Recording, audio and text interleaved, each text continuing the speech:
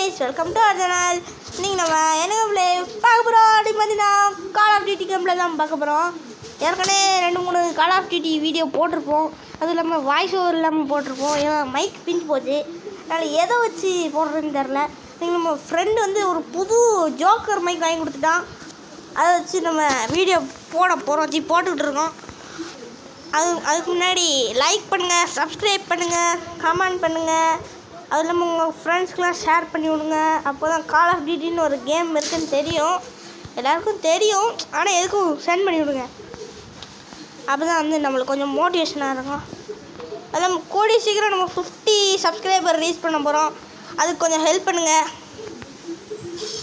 Boat இருடா, reload பண்ணிட்டு இருக்கேன். விட்றாத, இங்கே உள்ளே போனானோ கைஸ். அட லூஸ் போல என்ன கைஸ்,